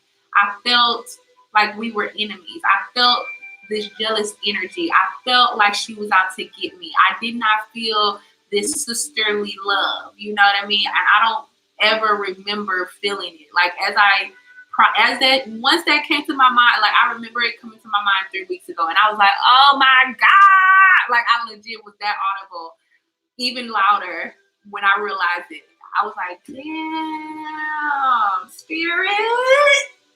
Bring it full circle, then, spirit. Like a lot of things made sense because I realized the connection with a lot of my female friends. Now, a lot of them were meant to be lessons, and they were not meant to walk my full journey with me. Like I got a calling on my life, and I have somewhere that I'm meant to be, and things that I'm meant to do in this lifetime. So everybody can't go, and I'm okay with that. And that also taught me that lesson because I do feel like on some end with society, sometimes we're afraid to let people go. We want to just hold on to people, and we don't honor the fact that sometimes people are not meant to be in our life for our whole life. Sometimes people are only meant to be with us for a season, sometimes maybe 2. And then it's also, I learned the lesson that like, just because you are not meant to walk this part of my journey with me doesn't mean you may not come back later on in my journey. You know what I mean? It's not the end all be all. Like people are fluctuating. Everybody walking their journey, and that doesn't mean that every part of your journey I'm meant to walk with you. You know, I know everybody's into these day ones, and we got to be friends since day one and all that. I don't subscribe to that ideology. I don't. And this has a lot to do with like how I grew up, you know what I mean, and how I have operated in different friendships and a lot of things that I learned along those processes. But at the same time, I just realized how, like, specifically with some of my friends who I feel like, I mean, I don't regret that we ended our friendships, or I don't regret that, like, they're not walking in certain parts of my journey with me. But I just saw the the connection to my older sister, and it was more, and it wasn't always them. It was more so like, this is the thing with triggers. You know what I mean? Like, something that may seem so small may trigger you because of something you dealt with as a youth. You know what I mean, or as a child. And I realized, even with like a few of my friends in Vietnam, I was like, damn, like it made sense. This was this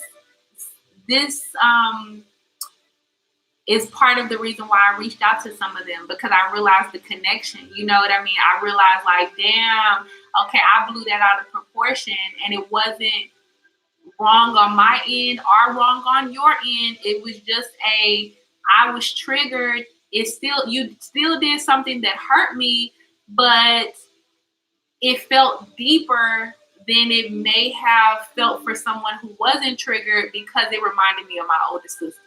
It reminded me of, a sister who ain't really a sister who really ain't got your best interests, a sister who really not supportive, a sister who is really a motherfucking enemy, and who really want to deal with that shit. I don't.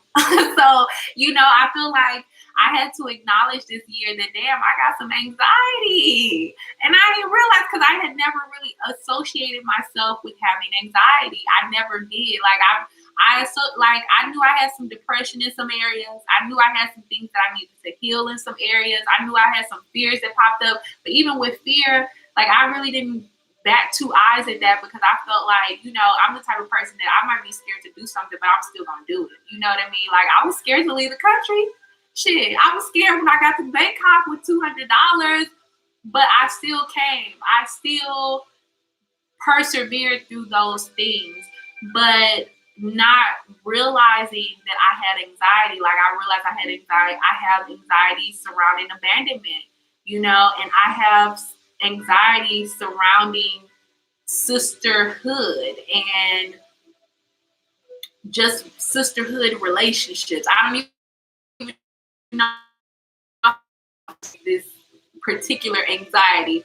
I just realized that it's present, that is something that I need to be mindful of moving forward, especially when I have conflict with a woman, because it may not necessarily be something as huge as I may be feeling it. It may just be like my anxiety and fear has popped up because I feel hurt, and this reminds me of my sister. And even to this day, like, girl, she still don't fuck with me.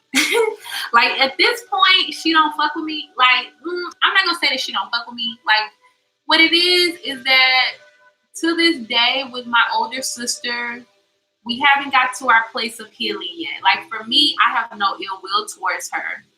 I have, maybe because of the position that I'm in my life now, where I'm just 10 toes down for me, yo. I love myself, like, truly. And this process took a deeper turn as I walked through 2019, because y'all know I haven't been dating this year. Like, I decided to make a commitment to myself to choose myself. And that meant, like, taking myself off the dating scene, because I'm like, shit, as women, we've been conditioned to be chose. And I'm like, well, bitch, what it look like to choose yourself, though? What it look like to date yourself? Like, what it look like to, prioritize you, your needs, your self-care, as if you were your ideal partner. Because real shit, we are. Okay? So I'm still in that process, because technically that commitment doesn't end for me until July. So I've been having a lot of awakenings with that as well. But it's just like, I feel like I'm in a different position, like, I'm not like, I don't feel like I'm better than my sister. It's just like, we're all walking different journeys, and we're all in different places. You know what I mean? And I can see how she may see a drastic difference between our life And I can still see her jealousy. You know what I mean? Because even like when I've been home twice now, so y'all know I didn't go home the first time until like 3 years after I had been abroad, and this time I went home a year after. So I went home on the 3 year mark. I was home for a few months. I was hella depressed. It was hella cold. Emily said, "Ooh, I had one of those fake sisters." Yes, and it feels bad, right? And I just had such an epiphany because I didn't realize, and I was taking that energy into other relationships because it's like, I feel like, I wholeheartedly am a sister. You know what I mean? I'm the sister that people want. You know what I mean? That people when people feel like they don't have a sister and they want a sister, like I'm that girl, like real shit. Not trying to toot my own horn, but I'm supportive. Like I want to see the people around me win, and I'm like, however I can help you, let me help you. Like, I'm not trying to hoard information. I'm not trying to like backstab anybody. You know what I mean? Like, I'm just trying to live my life, and I want to see you live your life too. Period. So it's like realizing, like, damn, my sister was like, my biological sister was like that to me, and are not like that to me, and just taking that energy into other relationships of like, I'm all these things and I want all these things back at the same time. Because I remember even in some of my earlier relationships in my early adulthood, just feeling like unappreciated and unheard, or like, I feel like I was in one-sided friendships where I'm like, I feel like I'm all these things for you and you're nothing for me. You're not giving me anything that is helping my divine highest good. You know what I mean? All you bringing is drama and negativity, or you know what I mean? So I had to go through that process as well of like choosing quality friends. And then getting to quality friends is like, now I'm realizing like I have to be mindful of my own fears because, sometimes I've entered relationships. I'm not even going to say sometimes. It seems like a lot of them times that I've entered relationships and it's like, we friends and things, but at the same time, the first time you do some shit that's fucked up to me, it's like, I want to pull back because it's like, I have a fear of like you doing some fuck shit to me, and I have to work through that of like, okay, what does that look like after I have been hurt? And if it's not that big of a deal in terms of like, have we been able to communicate about it? Have I been able to express myself in a way that you are open to me expressing it to you? Because I do realize I'm so grateful right now for the women that are in my life that I be able to talk to on a regular basis. Girl, let me just run through and give a shout out. Shout out to my boo Tammy. Shout out to my boo Rochelle. Shout out to my boo Amber. Shout out to my boo Jessica. Shout out to my boo Monique. Girl, who else? I was just talking to somebody. Shout out to my boo Jay. Both my Jays. I got some dope ass women around me right now, yo. Like, I really, truly do. I got some down as authentic as amazing as women around me. And anybody who I ain't even named, because y'all know my memory sometimes be bad, but like all of y'all that y'all know who you are that I speak to on a regular basis. Even when I don't speak to you on a regular basis, of just like, if I call you and we can talk, you know who you are. Thank you for being in my life. You know what I mean? Thank you for allowing me safe spaces to express myself, because I realize that's important as well. Because in some friendships I've had where it's like, okay, I got a problem or something has happened and I can't talk to them. And I'm sure I'm not the only one who has dealt with this. I'm sure some of y'all have had those situations where you feel nervous about telling your friend that you're hurt because you feel like they're going to take it the wrong way or they're going to be upset. And that's not the type of energy that it should be. You know what I mean? Like, you should be able to have an open conversation with your friend and say, friend, that hurt me. Our friend, without them getting defensive, you know what I mean? And them just being open to hearing and listening and understanding like, okay, why did this hurt you? Was it a trigger? And why did it trigger you? Or how are we going to be mindful together in the future? You know what I mean? So, yes, for the conscious mindfulness, yes, for this coming to the forefront to be acknowledged so that it can be consciously something that you're mindful of, or that I'm mindful of moving forward. Yeah, girl, it's been a lot of healing, a lot of healing. Oh, it's been a lot. And yeah, it's really interesting because I did hit up my sister the last time I was home. Well, she lives with my grandmother, and I stay with my grandmother when I go home. So, basically, I just felt like, look, I'm tired of like walking through this house and like she'll not speak to me, or like, if I say something, she'll act like she don't hear me. She be doing her, okay? And I just messaged her directly, and but it's interesting though, y'all, because it's like when I go home, I blocked my sister the last time I was home because I felt the way, because I was like, look, you stalking me online, like, because you want to see what I'm doing. You're stalking my life online, but then when I come home, you want to act like I don't exist. You want to not speak to me, or if I'm trying to say something to you, or just, and I haven't been being enemy.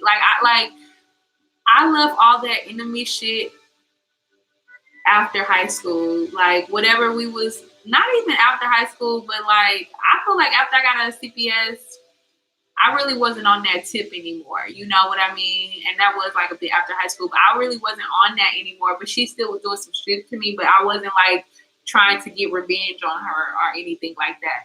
But the last 2 times that I was home, it definitely was like, I could see that she had a problem, like I felt like it was some jealousy, and then I felt like she had some type of issue with me, and I'm like, I don't have any issue with you though. Like, I don't have any hard feel, like I don't wish you any bad will, you know what I mean?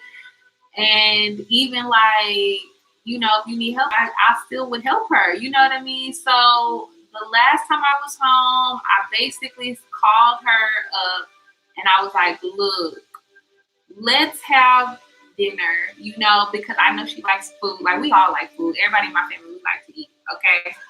We like, and I just like, this is probably gonna be, I was basically trying to figure out like what's going to be I was just basically trying to figure out like what's going to be a way for her to let her guard down, or a way for her to at least have a conversation with me. So I basically told her, I was like, look, let me take you out to lunch, let me take you out to lunch. It's going to be my treat. I just want to clear the air on some things.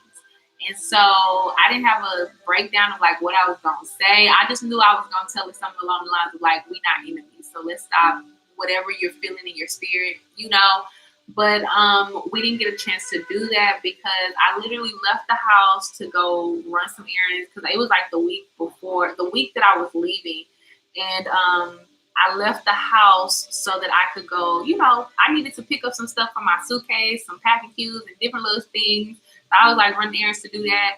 And so I had called her and she was like, okay, yeah, that sounds like something we can do. And so I was like, okay, cool. So once I get to this particular part of the area, because I had a few places to stop, I was like, I'll get to here and then I'll call you so you can just meet me at this inn where it was like a bunch of restaurants. And then I called her and she was like, no, I'm not going to come. I don't have an Uber. And I was like, girl, I'll just pay for your Uber. Just take the Uber and I'll pay for it. And then she was like, well, no, I don't think, I don't want. And I was like, you don't want to get a free meal and have an open conversation?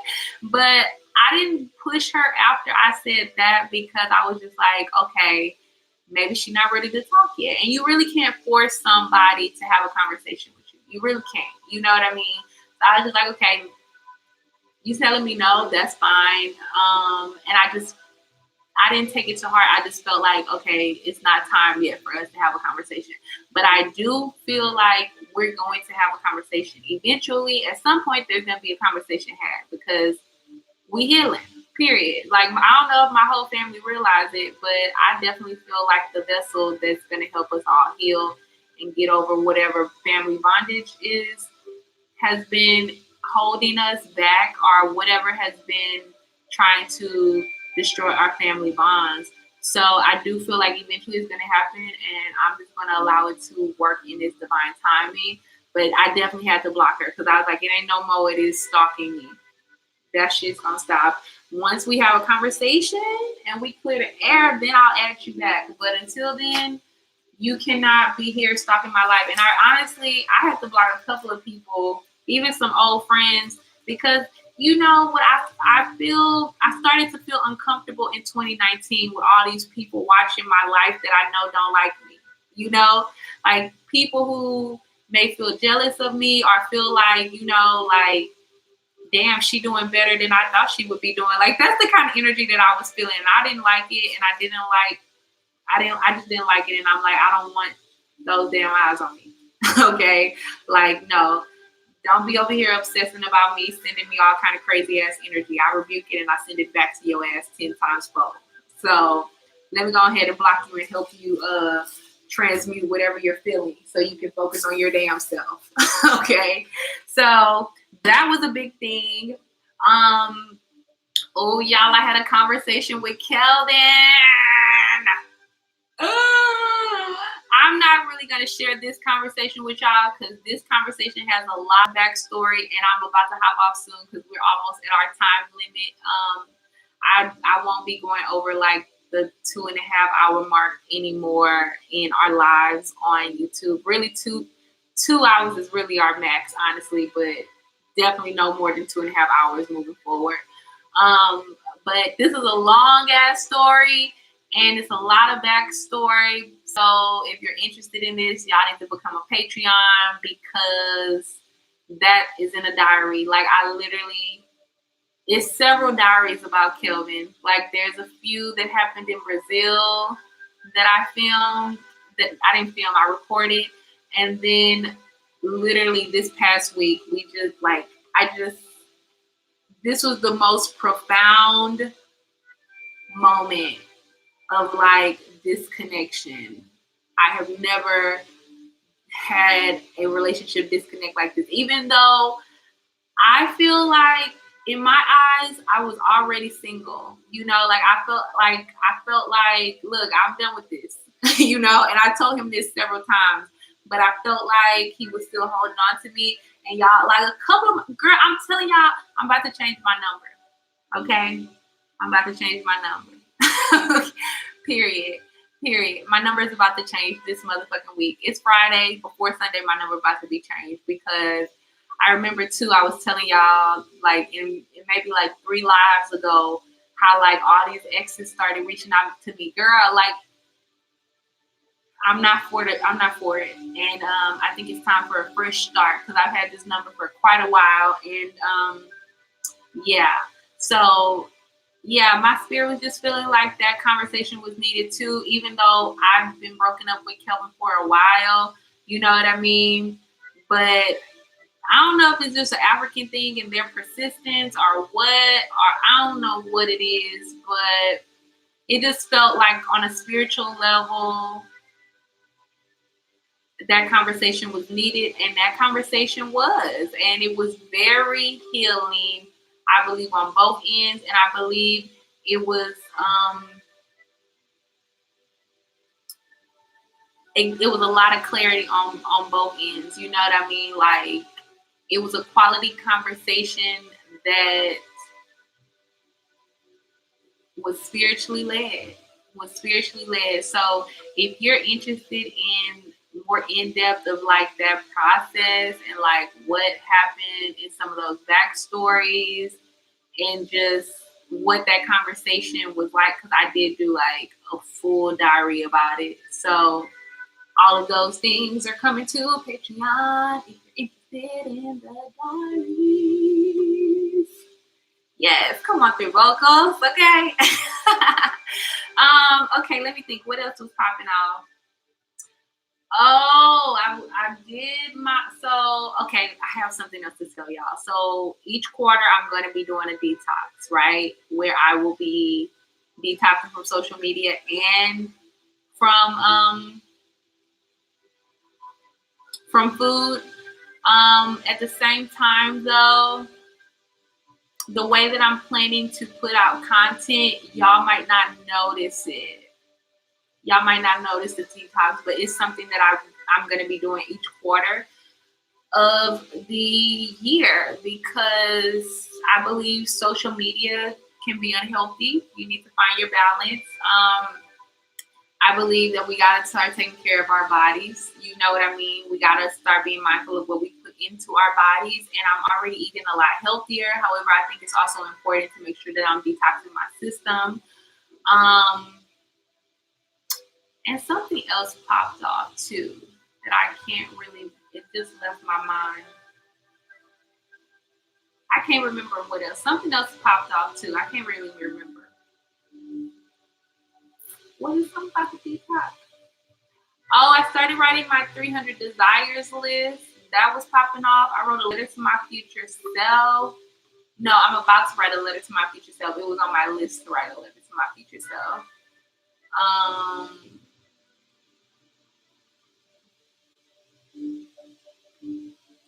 All I know is we winning all 2020. Okay. I can't remember what else I was about to tell y'all, but like that sister moment, that was a big ass moment and a big ass moment of reflection. And yeah, I ain't too proud to say I'm sorry.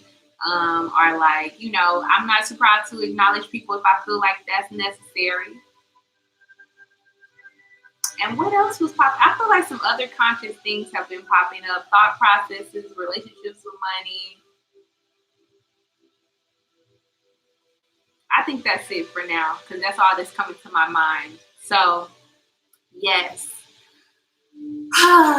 Thank you for listening.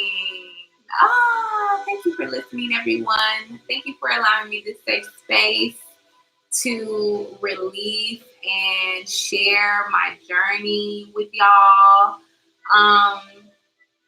If anyone has any last things that they want to say, this your time, sis. Now or speak now or forever hold your peace until next week. Okay. We'll be live again next Thursday. We'll be live next Thursday. I'm excited, y'all. I'm so excited. I'm so excited. I feel so good. And I'm just like, yes. I feel like my spirit is on yes.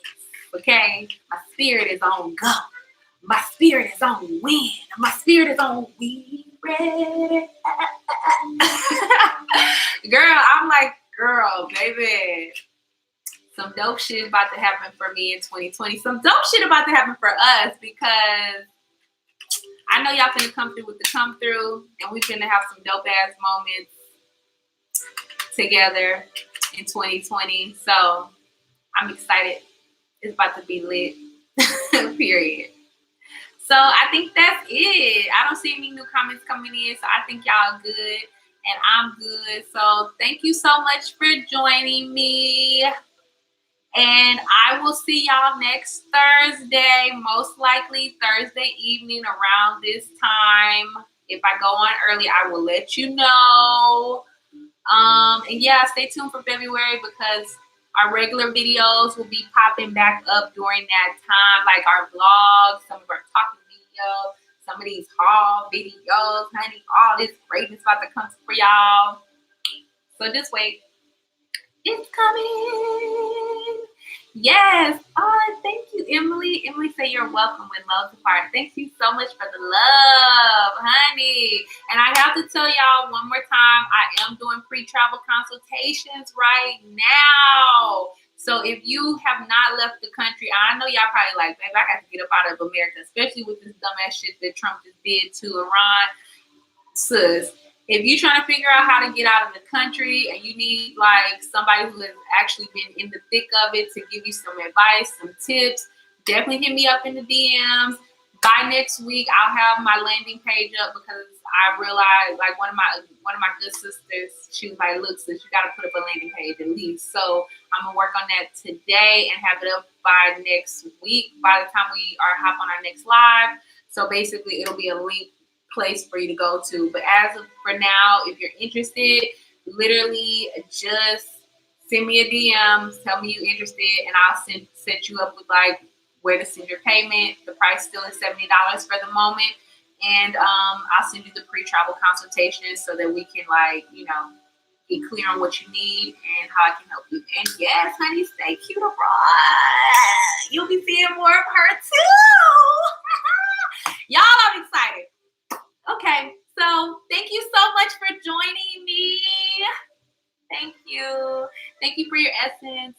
Thank you for being here. Thank you for supporting me. Thank you for rocking with me, especially my booze that's been with me for like since the beginning, since Vietnam, like come on through for you. Okay, like yes, honey, yes.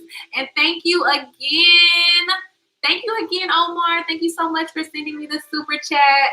That means a lot to me because it all helps me to sustain myself. It all helps the brand. It all like whenever y'all donate, I'm so appreciative because it helps me. Okay, and I appreciate you helping me and wanting to see me thrive and see me stabilize. Everything that I'm trying to grow here in these safe spaces. So thank you for allowing me this safe space and the opportunity to continue to grow with y'all. So yes, okay. Make sure you check the link in the bio for the Patreon, become a Patreon. And as always, remember people will stare, make it worth their while.